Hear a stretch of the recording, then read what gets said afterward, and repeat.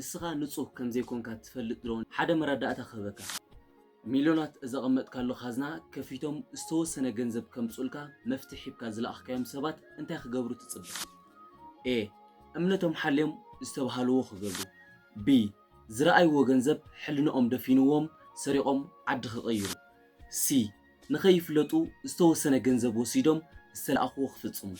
سلزي نزوم سبات زيهم فرنا حتياتهم كزرقو حياي مريت كوين كيا مالخا سلام فتوات تخطاتلتنا نايلو معانت مدبنا الزخون نسخة نصوح كم زي كون كاتفلت درون زبل بزوح مبرهري كبلكم يسفح زبل مبرهري إذا مبرهري كساب زودا حبيركم نتصنحو بزوح تمرتون كتقسملو إيهم سو بغطتنا مدبنا خناقتو حبيركم نتصنحو سناي صالحيت حدا اوان كابزا امن كام سبات امنت كام استسئن بغطتا نبسخنا موقاسي هاتات እዚ ዝኾነሉ ምኽንያት ከዓ ፍጡር ሰብ ብስምዒት ዝተሃነፀ ምዃኑ እዩ ማለት ብዝኾነ ይኹን ጾታ ኣብ ልዕሊኡ ምስ ዝፍጸም ተግባር ወይ ዝኾነ ነገራት ኣካሉ ምስ ዝጎድእ ግብረ መልሲ ዝህብ ስምዒት እዩ ኣብዚ እዋን እዚ ከዓ ቁኑዕ ዝበሃል ኣተሓሳስባ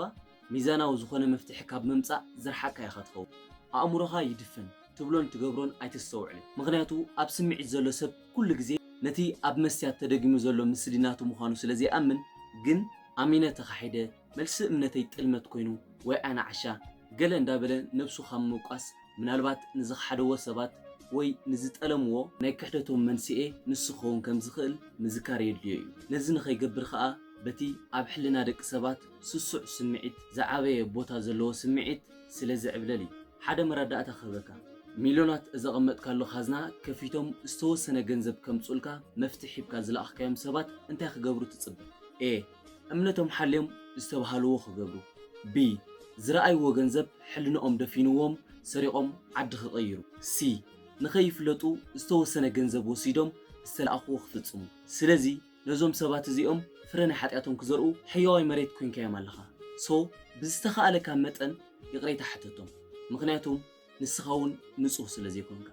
እምበኣርከስ ፍትዋት ተኸታተልትና ናይ ሎማዓንቲ ዝነበረ መደብና ነዚ ይመስል ካብዚ ቪድዮ ዝውን ብዙሕ ተማሂርኩም ከም እትኾኑ በዓል ሙሉእ ተስፋኤ ብተወሳኺ ነዚ ቻናልና ሓደሽቲ ዝኾንኩም ከምዚ ዝኣመሰሉ ማህርቲ ዝኾኑ ቪድዮታትና ንኽበፅሕኩም ሰብስክራይብ ብምግባር ቤተሰብ ይኹኑ ኣብ ቀጻሊ ብኻልእ ቪድዮ እስካብ ንራኸብ ሰሰናዩ ንዓኹም ይኹን ይቕኒየለይ